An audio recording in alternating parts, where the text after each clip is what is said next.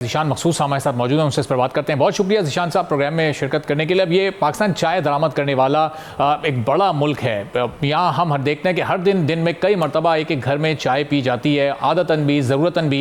ये जो पाकिस्तान में चाय काश्त की जाती है तो इसको अब आलमी सतह पर भी पजीराई मिलने लगी है, क्या इस सूरत हाल है? देखिए जी, बात यह है कि जो पाकिस्तान में जो चाय काश्त की जाती है ना, वो इतनी है ही नहीं, उसकी क्वांटिटी इतनी है ही नहीं।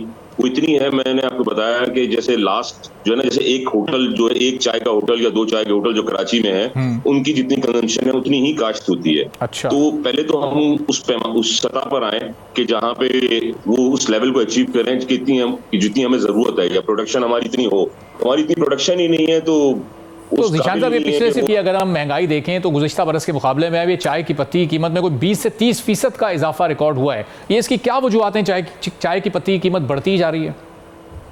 देखें, इसकी 3 वजूहत हैं। 20 से जो 30%, एक तो सबसे बड़ा डॉलर इंपोर्ट का रेट है कि जो डॉलर के रेट में जितनी फ्लक्चुएशन आई है उसकी वजह से चाय की कीमतें बढ़ी हैं। अच्छा। दूसरी जो सबसे अहम वजह है वो ये है कि जो चाय जो बल्क क्वांटिटी में इंपोर्ट होती है, इसके ऊपर गवर्नमेंट एक एनोमली है, एमआरपी वसूल करती है।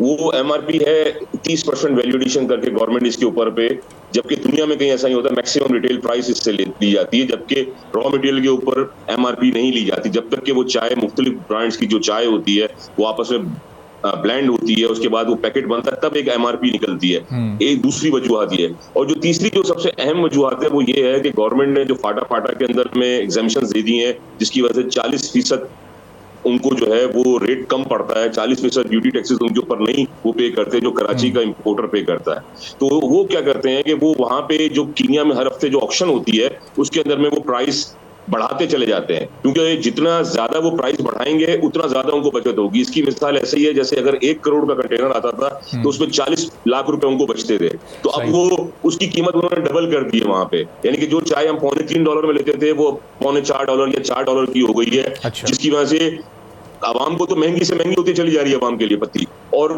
वो जो हज़रात हैं जो कि उस के अंदर में वो माल मंगाते हैं और गवर्नमेंट की टैक्स की चोरी होती है, उनकी बचत 40 लाख से 80 लाख हो गए।